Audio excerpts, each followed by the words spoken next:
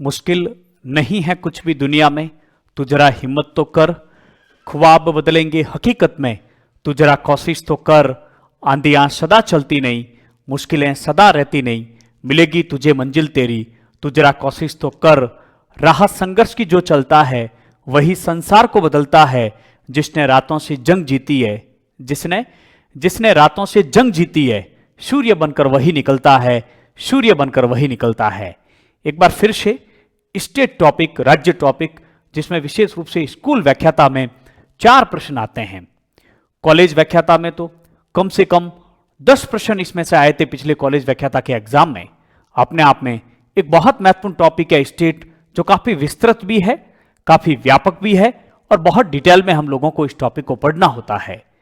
इस टॉपिक में संपूर्ण बातों की चर्चा करने के बाद में आइए अब हम बात करते हैं कि इस स्टेट टॉपिक में किस प्रकार के प्रश्न अब तक आए हैं। एक बात का आप लोगों को ध्यान रखना है इस वीडियो में कि 2015 के बाद के पेपर में जो स्टेट टॉपिक में से जो प्रश्न आए हैं, राज्य टॉपिक में से जो प्रश्न आए हैं, उन प्रश्नों में और 2015 से पहले आए हुए प्रश्नों में रात दिन का आप लोगों को अंतर महसूस होगा। क्योंकि जिस तरीके से पिछले 4-5 वर्षों में राजनीति विज्ञान के प्रश्नों की प्रकृति बदली है, तथ्य और अलग अलग प्रकार के नए नए प्रकार के प्रश्न पूछे जा रहे हैं, उन प्रश्नों को ध्यान में रखते हुए आप लोगों को तैयारी करनी है। लेकिन इस कक्षा को प्रारंभ करने से पहले एक छोटी सी जानकारी आप लोगों के साथ साझा करना चाहूंगा कि यदि आप राजनीति विज्ञान स्कूल व्याख्याता से तैयारी कर रहे हैं तो स्कूल व्याख्याता को समर्पित हमारा platform political academy mobile app को आप लोग अवश्य डाउनलोड करें। पॉलिटिकल एकेडमी मोबाइल ऐप को डाउनलोड करने के बाद में वहां आप लोगों के सामने बैच नंबर 6 रहेगा। जिस दिन आप लोग वीडियो देख रहे हैं, जिस दिन मैं इसको अपलोड कर रहा हूं, उस दिन की चर्चा मैं आपसे कर रहा हूं। हो सकता है इसके बाद बैच नंबर 7 आ जाए, 8 आ जाए, 9 आ जाए। फिलहाल बैच नंबर जो है 6 आप लोगों के लिए रहेगा, उसे आप ज्वाइन कर सकते हैं। इसके विशेष रूप में जो विशेषताएं हैं वो मैं आप लोगों के साथ एक ही मिनट में साझा करके सीधा अपने टॉपिक पर चलना चाहूंगा। सबसे पहली बात कि इसमें स्कूल व्याख्याता राजनीति विज्ञान का संपूर्ण पाठ्यक्रम होगा। स्कूल व्याख्याता राजनीति विज्ञान यानी कि विषय का पाठ्यक्रम रहेगा, इस बात का भी आप लोगों को ध्यान रखना है। राजनीति विज्ञान और क्या रहेगा इसमें, इस बैच में नंबर 2 जो महत्वपूर्ण बात रहेगी वो रहेगी लगभग 5000 प्रश्नों पर 5000 प्रश्नों के एमसीक्यूज वीडियो हल, एमसीक्यूज वीडियो हल मिलेंगे आपको। जिस प्रकार से ये वीडियो आप लोग देख रहे हैं, ठीक उसी प्रकार से 5000 प्रश्नों के वीडियो हल आप लोगों को मिलेंगे और संपूर्ण टॉपिक वाइज मिलेंगे ये, जिसमें लगभग पिछले एग्जाम में आए हुए प्रश्न और कुछ नए प्रश्न भी आप लोगों को देखने को मिलेंगे। इसी बैच में आप लोगों को 50 टेस्ट मिलेंगे और एक टेस्ट में 100 प्रश्न होंगे, यानी कि 5000 प्रश्न आप लोगों के प्रैक्टिस के लिए भाग वाइज होंगे। जैसे राजनीति विज्ञान में 5 भागों में बांटकर इस विषय को पढ़ते हैं तो वो भी इसके अंतर्गत रहेंगे। एक और जो महत्वपूर्ण बात जो एग्जाम के पॉइंट ऑफ व्यू से बहुत अधिक महत्वपूर्ण है, एनसीईआरटी। कक्षा 11 और 12 की एनसीईआरटी से बहुत अधिक प्रश्न आ रहे हैं पिछले कुछ समय से। कक्षा 11th और 12th की संपूर्ण एनसीईआरटी आपको इसमें मिलेगी और इन सब मैटर के आप लोगों को नोट्स की पीडीएफ मिलेगी और उस पीडीएफ को आप लोग प्रिंट आउट भी दे सकेंगे। ये सारी चीजें स्कूल व्याख्याता के लिए बहुत महत्वपूर्ण है। ये 4-in-1 ये बैच है, 4-in-1 ये बैच है और इसी में आपको स्कूल व्याख्याता राजनीति विज्ञान के लिए पूर्णतः समर्पित है। साथ ही साथ इसी में फर्स्ट पेपर का जो पॉलिटिकल साइंस के जो 5 प्रश्न आते हैं वो पाठ्यक्रम भी करवाए जाएंगे। आइए अब हम लोग चर्चा करना चाह रहे हैं कि राज्य टॉपिक में से किस प्रकार के प्रश्न आए हैं उनके ऊपर। आप यदि इसी प्रकार के प्रश्नों की प्रैक्टिस करना चाहते हैं तो आप हमारे टेलीग्राम चैनल से जुड़ सकते हैं और हमारे टेलीग्राम चैनल से जुड़ने का लिंक यदि आप लोगों को, हालांकि मैं उसका लिंक कमेंट्स बॉक्स में देखे रखूंगा, डिस्क्रिप्शन में भी देखे रखूंगा, लेकिन अलग से भी आप नहीं जुड़ पाओ तो आप हेल्पलाइन नंबर जो पॉलिटिकल एकेडमी के हैं उस पर आप लोग व्हाट्सएप मैसेज करके भी और भी किसी प्रकार की आप लोगों को जानकारी लेनी है या फिर व्हाट्सएप या फिर टेलीग्राम ग्रुप में आप लोगों को जुड़ना है प्रश्नों की प्रैक्टिस के लिए तो आप लोग यहां से जुड़ सकते हैं। आइए हम प्रश्नों की चर्चा करते हैं। पहला प्रश्न आप लोगों के सामने ये रहा, निम्नलिखित में से किसने कहा प्रत्येक राज्य अपने द्वारा संपोषित अधिकारों से जाना जाता है। चूंकि यह प्रश्न अधिकार वाले टॉपिक में हम ले चुके हैं और हेरोल्ड जे लॉस्की के बारे में वहां बहुत डिटेल में हम लोगों ने चर्चा भी की थी। हैरोल्ड जे लॉस्की के बारे में हम लोगों ने जब चर्चा की थी तब हमने देखा था कि लॉस्की ने यह कथन था या लॉस्की का मानना था कि राज्य का पहचान जो है या राज्य जाना जाता है वो इस बात से जाना जाता है कि राज्य किस प्रकार के अधिकार जो है लोगों को देता है। तो ये एक लॉस्की का कथन है, दाएं बाएं भटकने की बिल्कुल भी हम लोगों को आवश्यकता नहीं है। तो प्रत्येक राज्य अपने द्वारा संपोषित अधिकारों से जाना जाता है। आप लोग देख सकते हैं 2023 में ये वीडियो आप लोगों के लिए ले रहा हूं और 2023 के सेट के एग्जाम में ये प्रश्न पूछा गया था। दूसरा सेट में ही पूछा गया था प्रश्न, निम्नलिखित में से कौन सा कथन सत्य है? ग्रीक राजनीतिक विचारक मनुष्य को एक राजनीतिक जानवर मानते हैं? नहीं, वो मनुष्य को एक राजनीतिक जानवर नहीं मानते हैं। ग्रीक राजनीतिक विचार ने राज्य की अवधारणा दी, ये बात बिल्कुल सही है। ग्रीक यानी यूनानी राजनीतिज्ञों ने राज्य के लिए जिस शब्द का प्रयोग किया वो था, आप लोग जानते हैं, पॉलिस। और पॉलिस का तात्पर्य होता है नगर राज्य, क्योंकि उस समय छोटे छोटे नगर राज्य हुआ करते थे। तो इस प्रकार से यह कथन बिल्कुल सही है कि ग्रीक राजनीतिक विचारकों ने राज्य की अवधारणा दी। हालांकि किसी भी प्रश्न को हल करने समय आप लोगों को सीधा ही प्रश्न को हल नहीं करना है, आप लोगों को 4 विकल्प पढ़ने के बाद ही, भले ही आपको लग जाए कि सेकंड नंबर या फर्स्ट नंबर विकल्प सही है, फिर भी चारों विकल्प को पढ़ना बहुत जरूरी है। हो सकता है इससे बेस्ट उत्तर मिल जाए। ग्रीक राजनीतिक विचारक मानते हैं कि राज्य मूल रूप से दमनकारी है। नहीं, राज्य को इन्होंने दमनकारी नहीं माना है। अरस्तु का मानना है कि राज्य हमेशा युद्ध भड़काने वाला होता है। नहीं, अरस्तु ने इस बात को कभी स्वीकार नहीं किया। अरस्तु का तो मानना था कि राज्य व्यक्ति के सद जीवन के लिए अस्तित्व में आया है। तो इसका उत्तर हो जाएगा 2 नंबर। आगे बढ़ते हैं। निम्नलिखित में से किस कथन के लिए अरस्तु को गलत श्रेय दिया जाता है? ये भी सेट में प्रश्न पूछा गया था। अरस्तु को गलत श्रेय दिया जाता है कि जो अरस्तु से संबंधित नहीं है, ऐसा हम मान सकते हैं। पहला, राज्य में जैविक प्रकृति है। यह कथन अरस्तु से संबंधित ही है, या हम कहेंगे कि प्लेटो और अरस्तु चूंकि आदर्शवादी थे और उन्होंने जैविक राज्य की बात कही थी, तो जैविक राज्य में, क्योंकि जैविक राज्य का मतलब है कि जहां मनुष्य के शरीर से राज्य की तुलना की जाती है, कि मनुष्य के शरीर जो है वो राज्य है और शरीर के अंग जो है वो व्यक्ति होते हैं, इसलिए ये राज्य को साध्य मानते हैं और व्यक्ति को साधन मानते हैं। राज्य मनुष्यों द्वारा अपने कल्याण के लिए बनाई गई एक तर्कसंगत संस्था थी। हालांकि ये राज्य को स्वाभाविक संस्था मानते थे, प्राकृतिक संस्था मानते थे, लेकिन इसमें कोई दो राय नहीं है कि अरस्तु का मानना था कि राज्य व्यक्ति के सद जीवन के लिए अस्तित्व में आया है। और अरस्तु का यह भी कहना था कि राज्य व्यक्ति से पहले है। हालांकि उन्होंने कहा कि ये तर्कपूर्ण बात करें तो ठीक नहीं है, लेकिन मनोवैज्ञानिक रूप से यदि हम बात करें तो राज्य व्यक्ति से पहले है। तो इस कथन को हम सही मान सकते हैं। हालांकि यहां दिक्कत यही है कि मनुष्य द्वारा अपने कल्याण के लिए बनाई गई, क्योंकि इनका मानना है कि राज्य एक स्वाभाविक संस्था है, लेकिन ये मान सकते हैं अरस्तु में। आगे देखिए, क्योंकि 4 में से एक विकल्प हमें गलत करना है और उसके आधार पर हम बात करते हैं। राज्य सभी संघों में उच्चतम है, यानी कि राज्य समुदाय नहीं, समुदायों में भी सर्वोच्च समुदाय है। एरिस्टोटल इस प्रकार की बात करते हैं। राज्य एक दिव्य रचना है, यह अरस्तु से संबंधित नहीं मान सकते हैं, क्योंकि राज्य को कोई दिव्य या फिर कोई ईश्वरीय रचना नहीं मानते हैं। तो इस प्रकार से 3 कथन तो अरस्तु से संबंधित मान सकते हैं, और ये चौथा कथन है जो अरस्तु को गलत श्रेय इसके संदर्भ में हो सकता है कि अरस्तु से संबंधित नहीं है। निम्नलिखित कथनों में से कौन से सही है? एक निरंकुश राज्य में नेता, पार्टी या राज्य को हर चीज का आधार बनाने के लिए आदर्श बनाया जाता है। कौन सा कथन सही है?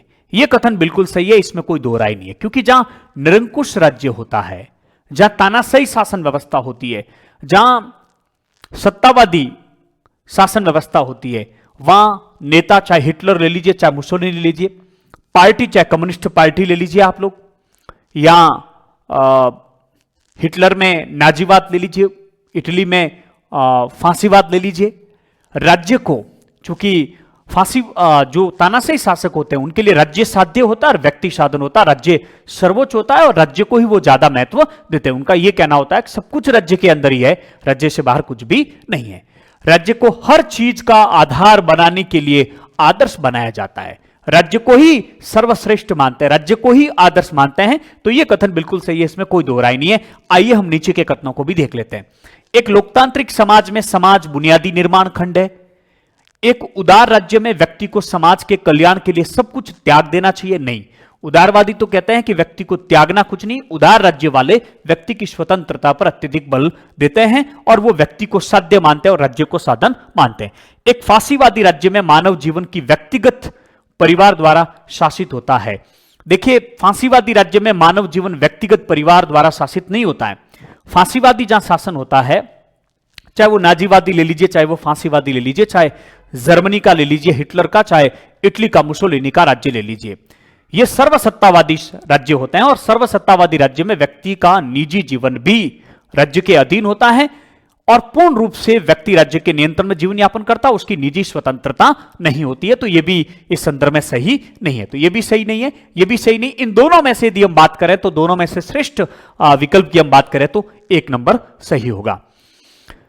निम्नलिखित में से किस विचारक के अनुसार आधुनिक राज्यों को एक निश्चित भूभाग क्षेत्र में बल प्रयोग करने का वैध अधिकार होता है? स्कूल व्याख्याता 2022 में प्रश्न पूछा गया था और पूरे स्टेट टॉपिक को पढ़ते समय हमने कम से कम 4 या 5 स्थान पर मैक्स वेबर की चर्चा की थी। हमने ये देखा था कि मैक्स वेबर का यह कहना था कि आधुनिक जो राज्य हैं वो एक निश्चित भूभाग पर बल प्रयोग करने का उनके पास में वैध एकाधिकार होता है। मैक्स वेबर यह भी कहते हैं कि यदि कोई राज्य अपने निश्चित भूभाग पर अपने वैध एकाधिकार बल प्रयोग करके अपना वैधानिक अधिकार के तहत राज्य को बनाए नहीं रख सकता है तो वो एक तरह का विफल राज्य है। ऐसा जो है कहना था मैक्स वेबर का। मैक्स वेबर ने राज्य के 3 तत्व भी बताए। 3 तत्वों में पहला तत्व था भू क्षेत्रीयता। भू क्षेत्रीयता। मैक्स वेबर ने दूसरा जो तत्व बताया था इसी परिभाषा में से निकला है। दूसरा तत्व था शारीरिक हिंसा के साधनों पर एकाधिकार। शारीरिक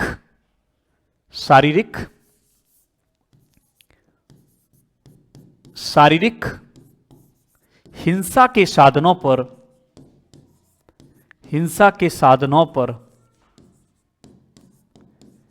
एकाधिकार।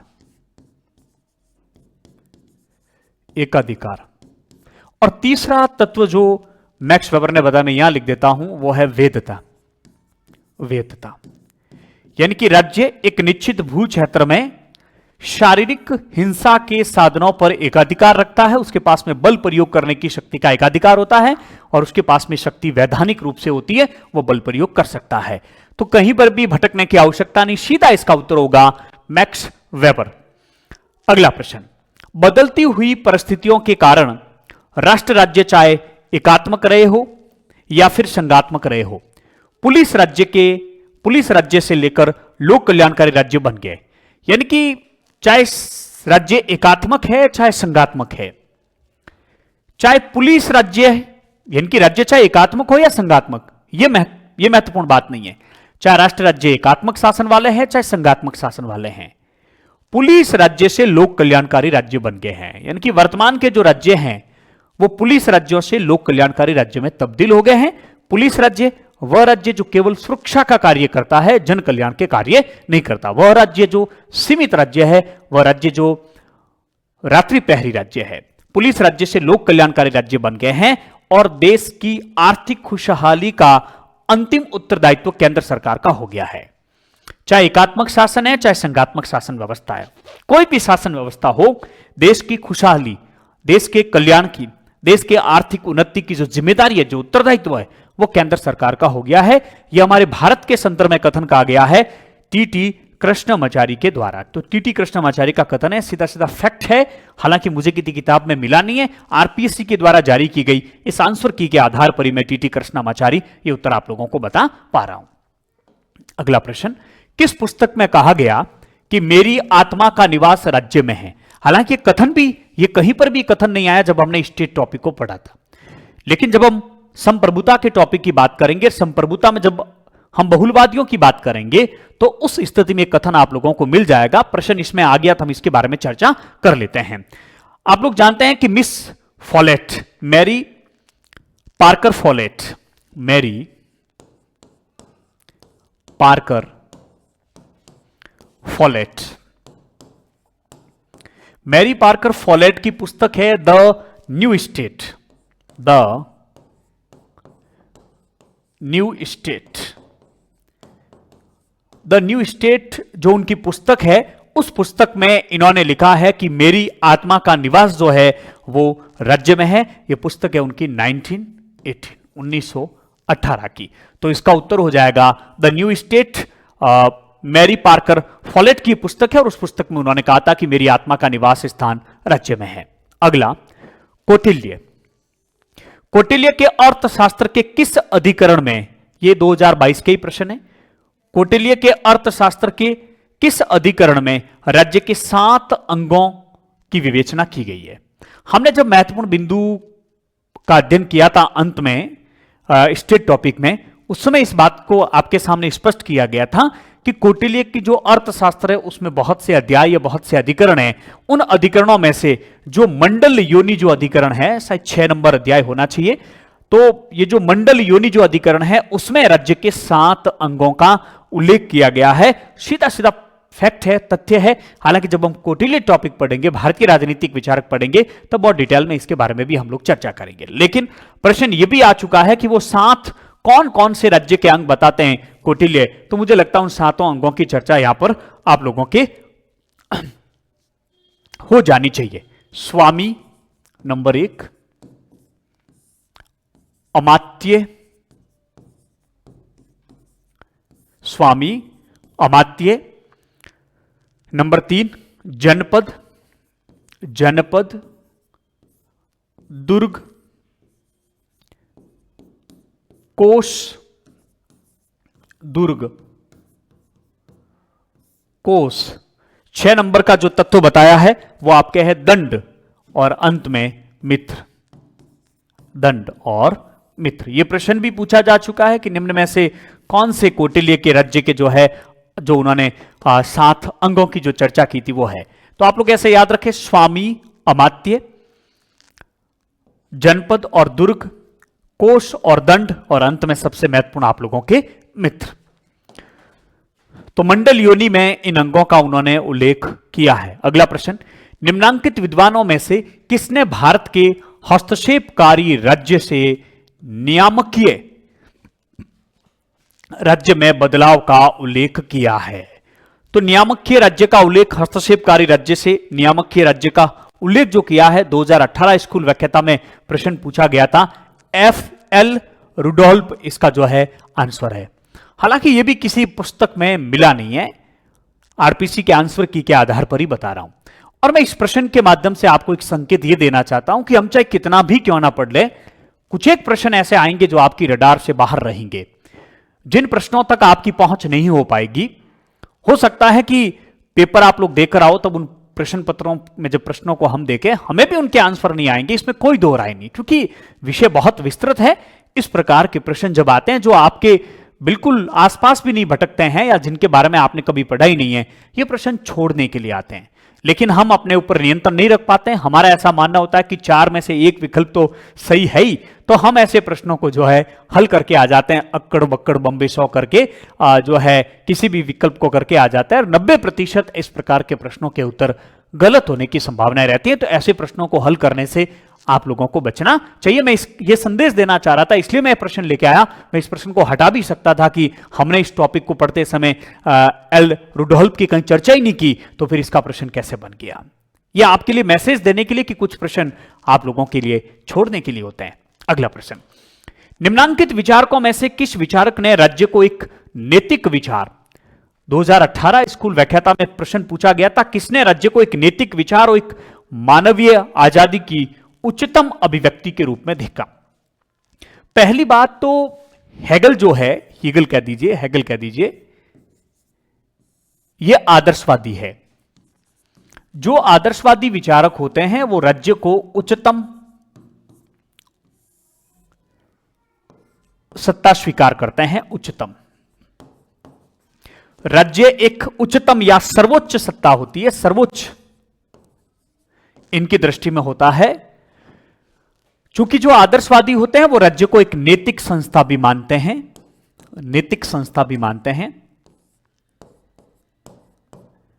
और चूंकि इस कथन में एक और बात आ रही है कि मानवीय आजादी की उच्चतम अभिव्यक्ति, यानी कि मनुष्य स्वतंत्रता प्राप्त कर सकता है इस राज्य के भीतर रहकर ही, स्वतंत्रता, आजादी की उच्चतम अभिव्यक्ति जो है व्यक्ति की, राज्य के भीतर ही है।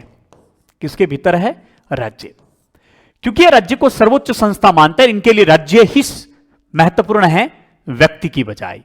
आदर्शवादी राज्य को महत्व ज्यादा देते हैं, राज्य इनके लिए साध्य होता है, व्यक्ति राज्य के विरुद्ध में नहीं जा सकता। राज्य को नैतिक संस्था मानते हैं, उच्चतम संस्था मानते हैं, राज्य कभी गलती नहीं कर सकता, इनका मानना है। और आप लोग जानते हैं कि हेगल तो कहता है कि राज्य पृथ्वी पर ईश्वर का अवतरण है, ईश्वर का अवतरण है। बड़ा प्रसिद्ध कथन है हेगल का। चूंकि आप जानते हैं कि कार्ल मार्क्स ने द्वंद्वात्मक पद्धति हेगल से ग्रहण की थी, जिसमें हम 3 बातों की चर्चा कर चुके हैं मार्क्स में बहुत डिटेल में, वाद, प्रतिवाद और संवाद। और यह प्रक्रिया तब तक चलती रहती है जब तक कि उच्चतम व्यवस्था स्थापित नहीं हो पाती है। हम यह भी जान चुके हैं कि वाद से बेहतर प्रतिवाद होगा, प्रतिवाद से बेहतर संवाद होगा। हेगल वाद में परिवार को शामिल करता है और हेगल का कहना है कि परिवार में परमार्थ की भावना होती है, लेकिन वो इंडिविजुअल होती है, उसका दायरा सीमित होता है। इसके बाद में परिवारों से नागरिक समाज, इससे अगली अवस्था द्वंद्व होने के बाद में नागरिक समाज। चूंकि नागरिक समाज इससे विस्तृत होता है, लेकिन नागरिक समाज में स्वार्थ की भावना अधिक होती है। वो सार्वभौमिक होता है, यूनिवर्सल होता है, लेकिन उसमें स्वार्थ की भावना होती है, परमार्थ की भावना नहीं होती। क्योंकि नागरिक समाज में व्यक्ति अपने स्वार्थ के अनुसार काम करता है, उसके अनुसार बात करता है। लेकिन उसके बाद में वाद, प्रतिवाद और संवाद, जो अंतिम जो स्थिति आती है इन दोनों में संघर्ष होने के बाद में, वो स्थिति है राज्य की। हेगल के नाम से यदि हम बात करें तो राष्ट्र राज्य, ये जो राज्य है वो सर्वोच्च स्थिति है। ये हेगल का आदर्श है। हेगल कहता है इसमें परमार्थ की भावना होती, सार्वभौमिक परमार्थ की भावना होती। परमार्थ इसमें भी होता है, लेकिन इसका दायरा सीमित होता है, और जबकि इसका दायरा बहुत ही विस्तृत होता है। हम सब अपने देश में परमार्थ की भावना से रहते हैं, सब एक दूसरे से राष्ट्रीय भावना से जुड़े हुए रहते हैं, सब अपने आप को एक मानते हैं। तो इतनी सारी बातें यदि आप लोग जानते हैं तो इस कथन का उत्तर देने में आपको 1 मिनट का भी समय नहीं लगेगा कि इसका उत्तर फ्रेडरिक हेगल है, जो राज्य को एक नैतिक विचार मानता है, जो मानवीय आजादी की उच्चतम अभिव्यक्ति के रूप में देखता है। आगे बढ़ते हैं। राज्य के कार्यों के विषय में व्यक्तिवादियों का पक्ष। व्यक्तिवादी, पहले आपको यह स्पष्ट होना चाहिए व्यक्तिवादी कौन। व्यक्तिवादी वो जो व्यक्ति को महत्व देते हैं।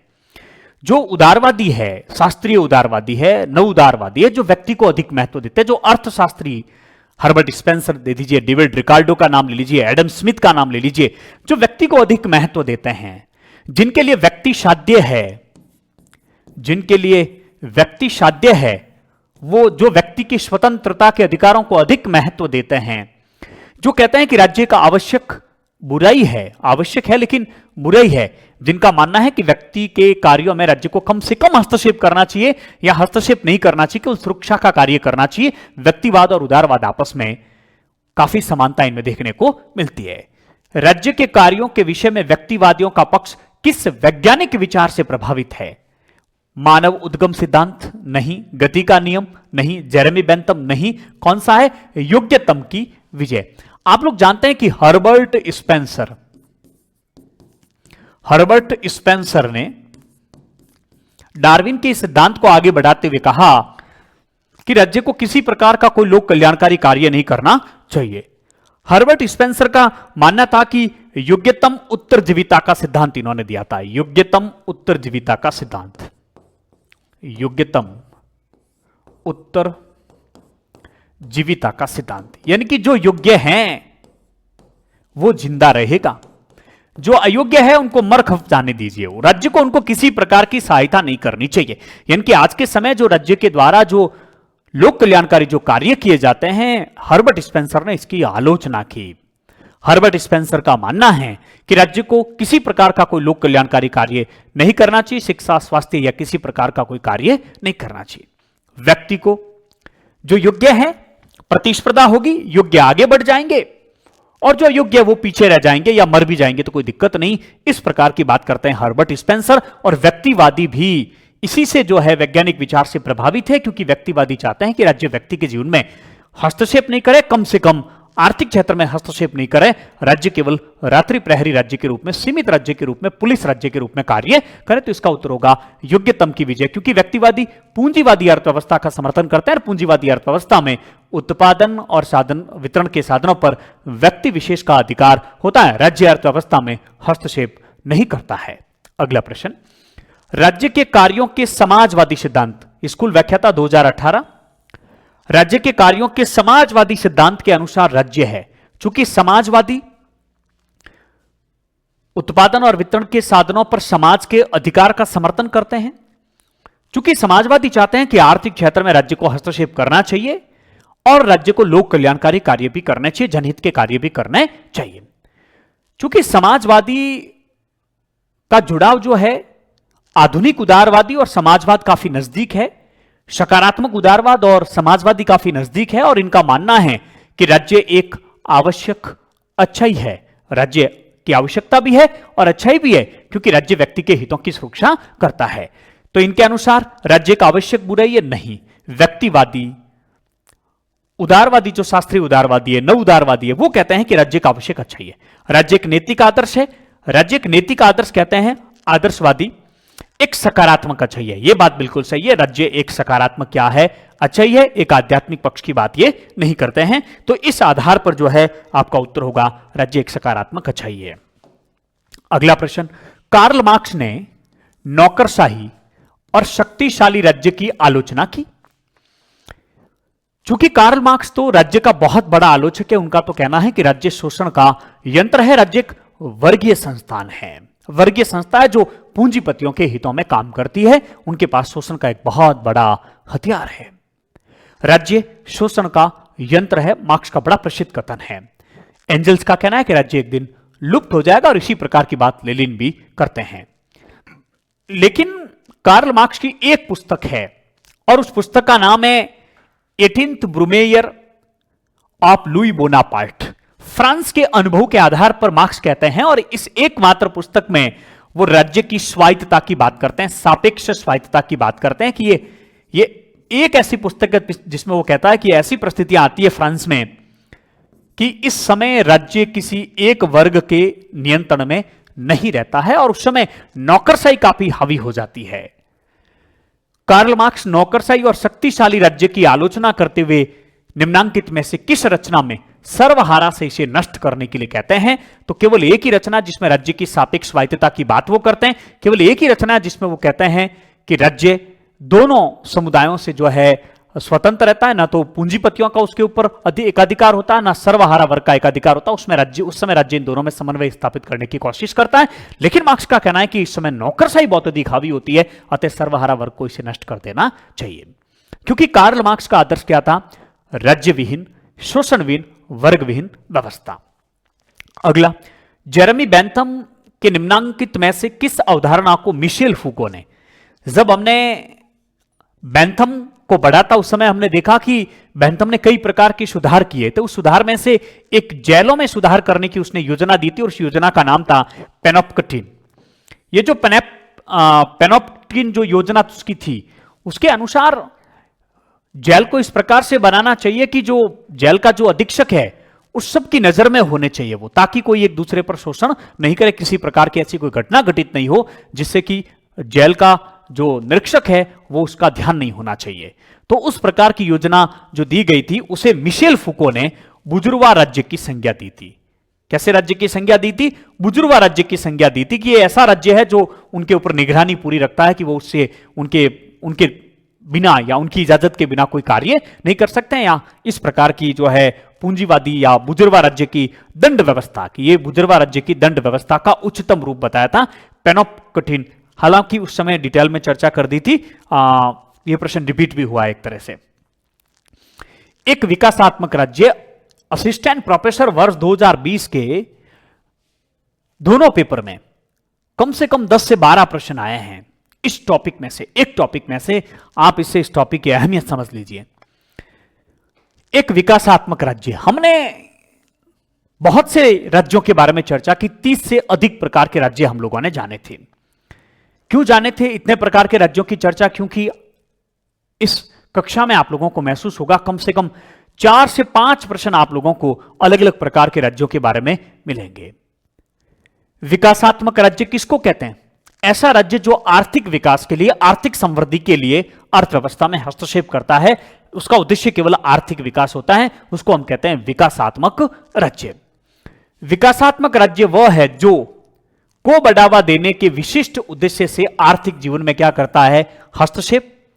औद्योगिक वृद्धि और आर्थिक जीवन में राज्य का नियंत्रण नहीं, वो उसका उद्देश्य ये नहीं होता है कि वो आर्थिक क्षेत्र को पूर्ण रूप से अपने नियंत्रण में ले। राज्य नियंत्रण में आर्थिक जीवन और आर्थिक विकास, उसका उद्देश्य होता है राज्य नियंत्रण में आर्थिक जीवन और आर्थिक विकास।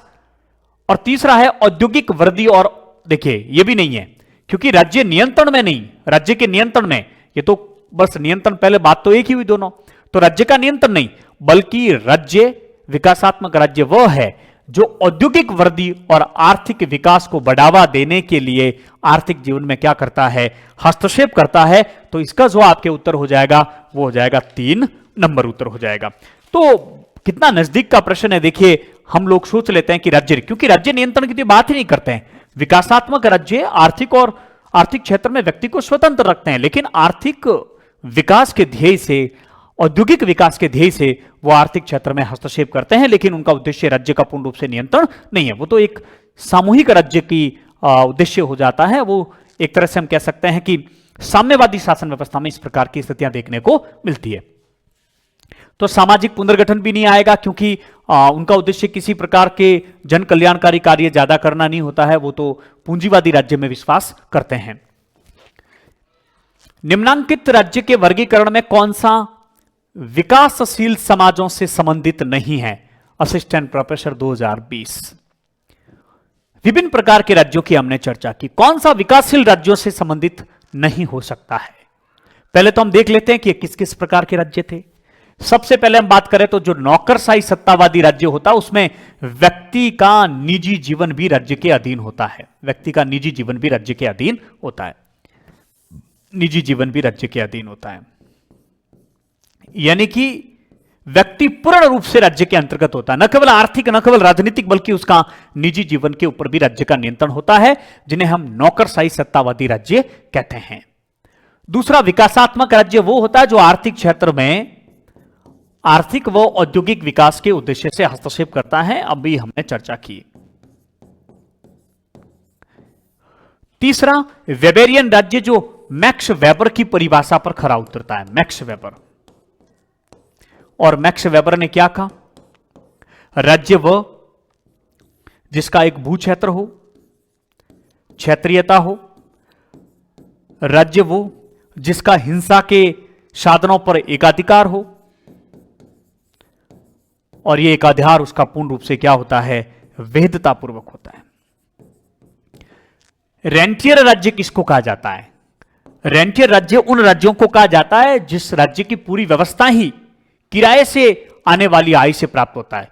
ऐसे राज्य जैसे जो तेल उत्पादक देश है, या ऐसे देश जहां के संसाधन विश्व के अन्य देशों में निर्यात किए जाते हैं, और उस निर्यात से होने वाली आय से, उससे प्राप्त होने वाली आय से ही उस राज्य की पूरी राष्ट्रीय आय होती है, या उस राज्य का पूरा व्यवस्था संचालित होती है। किराए से जो आय हम कह सकते हैं एक तरह से, उनको हम कहते हैं रेंटियर राज्य।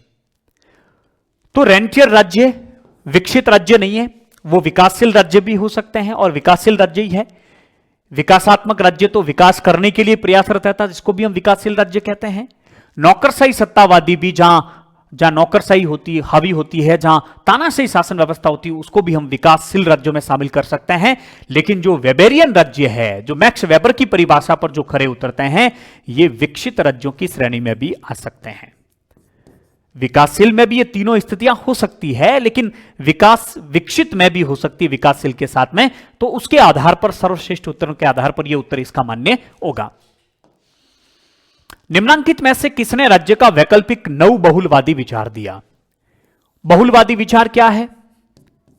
बहुलवादी राज्य के बारे में हमने चर्चा की थी।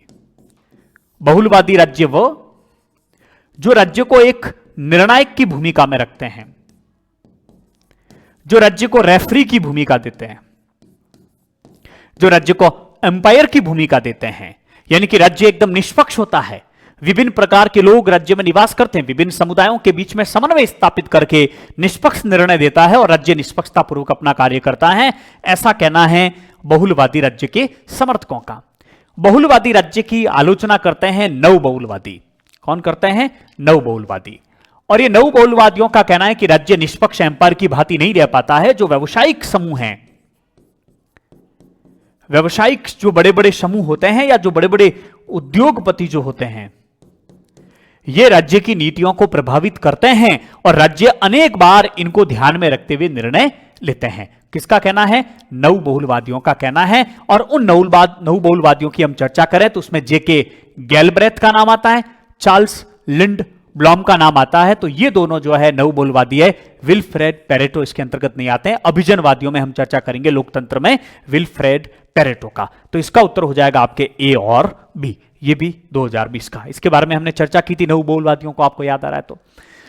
अगला, हमें राज्यों की बदलती भूमिका को समझने के लिए राज्यों के बीच अंतर करने की जरूरत है। आप लोग जानते हैं कि हमने वैश्वीकरण और राज्यों के बारे में अध्ययन किया।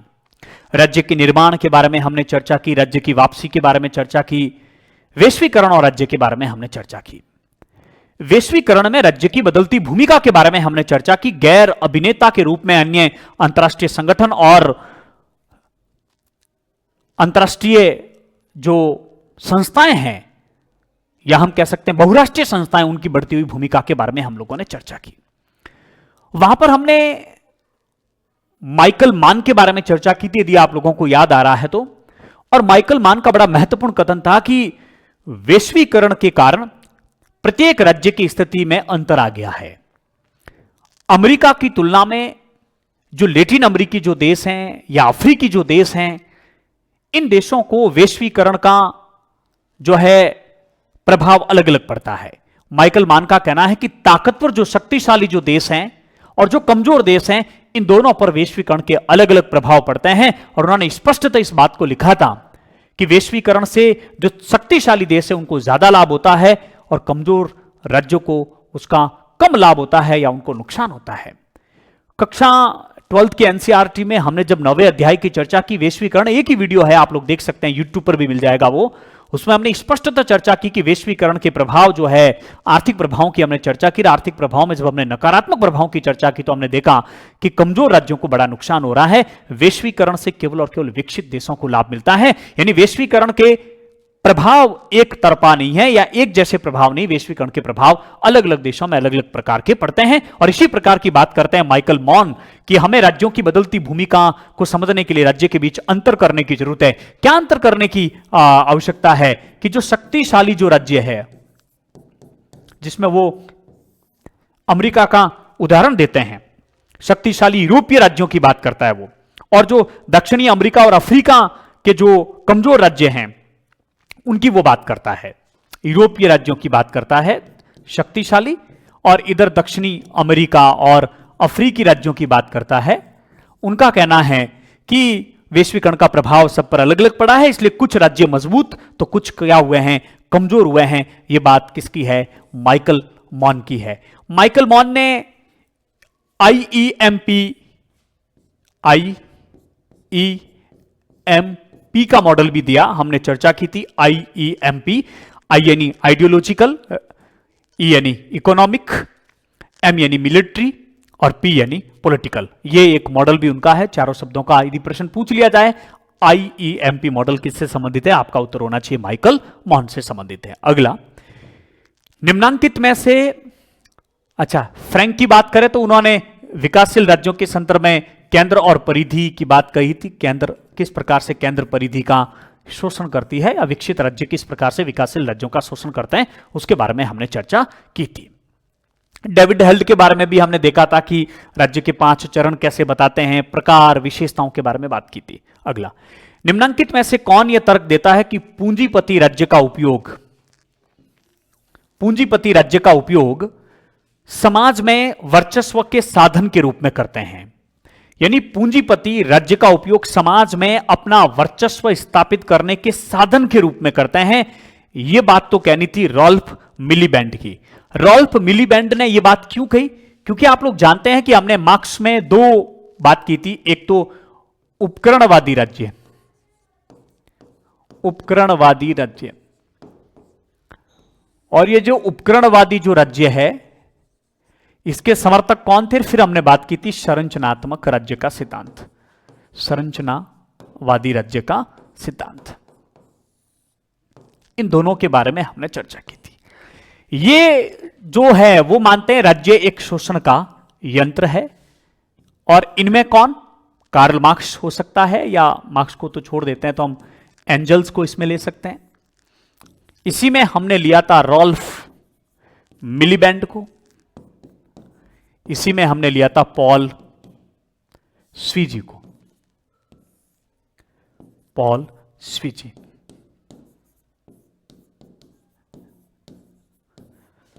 इसमें हमने बात की थी लुई आल्थ्यूजर की, नव मार्क्सवादी संरचनावादी आल्थ्यूजर। इसी में हम बात करते हैं एंटोनिया ग्राम्सी की, बहुत प्रश्न आते हैं इसमें से। और इसी में हमने बात की थी निकोस पोलंटजास, इनकी हमने चर्चा की थी। रॉल्फ मिलीबैंड का कहना है कि राज्य जो है वो शासक वर्ग के, यानी पूंजीपति राज्य जो है, पूंजीपति राज्य को ही हमने दो भागों में, उसकी चर्चा को दो भागों में बांटा था कि पूंजीपति राज्य का उपयोग समाज में वर्चस्व के साधन के रूप में करते हैं, वर्चस्व के साधन के रूप में करते हैं। जबकि इसी प्रकार के और कथन की हम बात करें तो रॉल्फ मिलीबैंड का ही कहना है, इनकी पुस्तक थी the state in capitalist 1969, capitalist society, the state in capitalist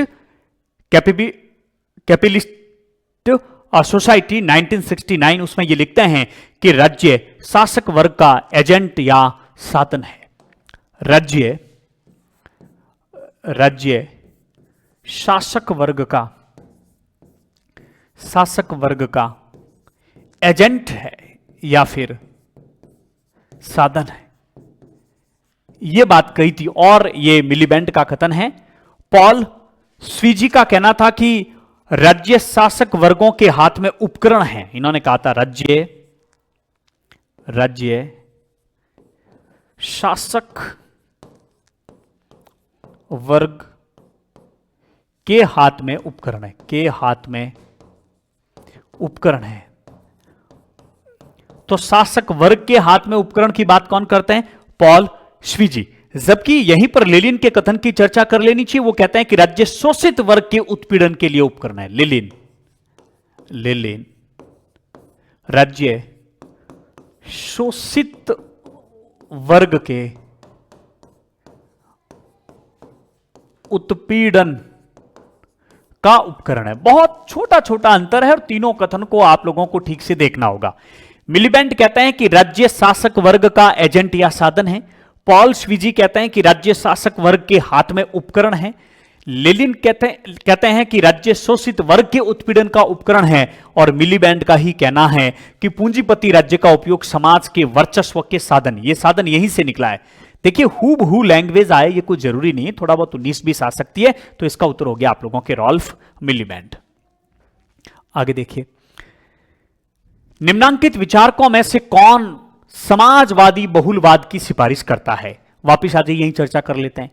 ये जो निकोस पोलंटजास है, ये निकोस पोलंटजास संरचनावादी राज्य का समर्थन करते हुए कहते हैं, क्योंकि संरचनावादी राज्य का मतलब यहां पर यह हो गया कि राज्य के ऊपर किसी एक वर्ग का ही प्रभुत्व नहीं है, पूंजीपतियों का ही प्रभुत्व नहीं। पहली बात तो यह, समाज में बहुत सी संरचनाएं होती है, यानी कि इनका तो मानना है कि केवल ये तो भौतिक तत्व को स्वीकार करते हैं, आर्थिक तत्व को स्वीकार करते हैं। इनका कहना है कि यह आधार है, इसके बदलते ही सारी अधिसंरचनाएं बदल जाती है और राजनीतिक व्यवस्था केवल और केवल इसी पर निर्भर करती है। जबकि संरचनावादियों का कहना है कि नहीं, समाज में बहुत सी संस्थाएं होती है, आर्थिक है, राजनीतिक है, सामाजिक है, सांस्कृतिक है, और उन सबका प्रभाव पड़ता है और सब एक दूसरे को प्रभावित करती है, सब एक दूसरे पर निर्भर रहती है।